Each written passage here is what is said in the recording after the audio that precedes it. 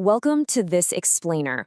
We're diving straight into how a legendary, ancient friendship can completely redefine emotional intimacy and support for us today. We live in a world that is constantly telling us to toughen up, build walls, and project absolute perfection. But today, we're going to look at an incredible historical blueprint that completely flips that script.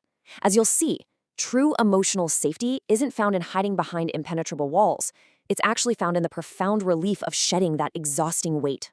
So think about this for a second. What if the walls you've built to protect yourself are actually the very things keeping you in danger? It's a bit jarring to hear, right? We usually think of armor as these heavy, impenetrable walls we construct to keep the bad stuff out. We use surface-level small talk, perpetually busy schedules, and polite distance as our shields. But today, we're unpacking the paradox of how true strength is actually built through shared weakness. What if those exact walls are the reason you feel so completely exhausted and isolated? Let's get our definitions straight right off the bat. Vulnerability? It is definitely not emotional fragility. It isn't just oversharing with strangers on the internet either. Actually, scratch that. It's the profound intentional courage it takes to just drop your protective masks and be completely seen by a trusted friend. It's about choosing openness over perfection and finding true comfort in being fully known. If you look at the stark contrast here, it really hits home. On one side, you've got external physical armor, the kind that requires hardening yourself, hiding away and creating distance.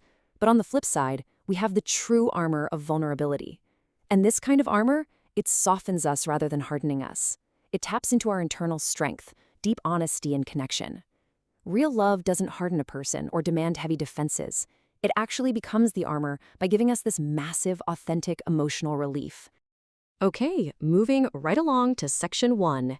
Ancient Loyalty, Modern Lessons. To really grasp this paradigm shift, let's step into a historical blueprint. Imagine David, anointed but not crowned, literally living as a fugitive, dodging physical spears. Fun historical fact, King Saul's spear was actually a symbol of his royal authority, which meant his attacks against David were intensely personal and deeply political. Now, let's contrast those extreme political dangers David faced with the personal fears that we navigate today. While we aren't exactly dodging literal weapons, we face the truly exhausting realities of constant judgment, social performance, digital perfectionism, and deep isolation. The historical context has totally changed, but our human need for a safe refuge absolutely hasn't. Right in the middle of David's absolute chaos stands Jonathan. As the king's son and the rightful heir, ancient societal roles dictated that Jonathan should have viewed David as a massive political threat.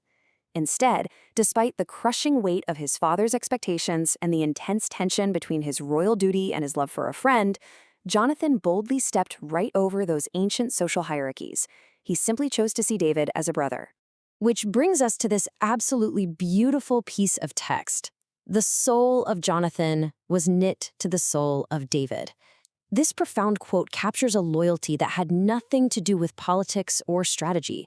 It was a holy, self-giving love that built a safe emotional shelter, a true refuge for David right when he needed it most. Jonathan gave him a space where he just didn't have to be afraid. And that leads perfectly into Section 2, Finding Sanctuary in Friendship. Let's look at how this ancient bond models a real sanctuary for our hardest seasons. The true armor Jonathan gave David wasn't a physical shield. He protected David by being a witness. He used the immense power of silence and active listening to offer absolute loyalty in a world of betrayal, soul-level honesty in a world of suspicion, safety in a world of danger, and a sanctuary for shared grief in a world that constantly tells men to just toughen up. When a friend holds your deepest fears and exhaustion with gentle listening, you literally don't have to perform anymore. The absolute depth of this sanctuary is proven when tragedy strikes. When David learns of Jonathan's death in battle, he doesn't swallow his grief. He doesn't put up a tough, unbothered front. He weeps openly. "I am distressed for you, my brother Jonathan. Your love to me was wonderful." He proves right there that true love creates a completely safe space for raw emotion. And here is the absolutely crucial takeaway. Grief is not a weakness. This heartbreaking moment brilliantly shows us that sharing grief and admitting your exhaustion isn't fragility.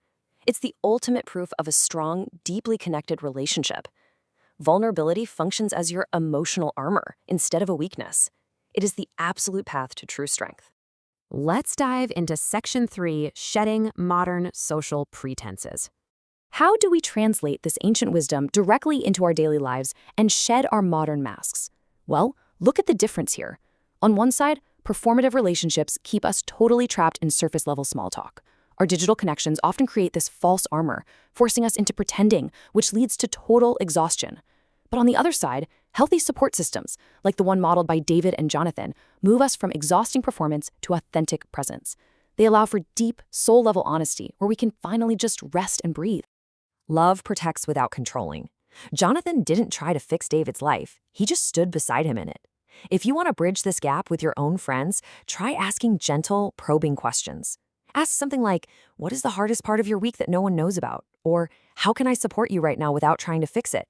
In a healthy friendship, vulnerability acts as a bridge to deeper connection, not a barrier to keep people out. Finally, let's wrap up with Section 4, Practicing True Vulnerability Today. So, how do we practically take off this heavy armor? I really invite you to build these habits into your life this week. First, share a hidden grief. There are 3 specific ways you can do this. Share a memory of someone you lost, admit a recent personal failure, or simply cry without apologizing. Second, admit you are tired, because admitting fatigue builds incredible trust. Try this exact template for a difficult conversation. I am struggling with this specific burden, and I don't need you to fix it, I just need you to hear it. Third, explicitly tell someone their true value to you. And fourth, let someone comfort you. Instead of brushing off a kind word or a hug, physically lean into it. When you practice these steps, something truly beautiful happens. By stepping into this vulnerability, your love becomes a sacred shelter. You create a resilient space for mutual growth, offering your friends a safe refuge even during their darkest seasons of personal failure, exactly like Jonathan did for David. I want to leave you with this final provocative thought. What heavy, exhausting armor will you choose to take off today so you can finally experience the holy gift of being fully known? The path to true connection is waiting for you, but it requires you to drop the shield. Thanks so much for joining me on this explainer, and I hope you find the courage to step into the armor of vulnerability.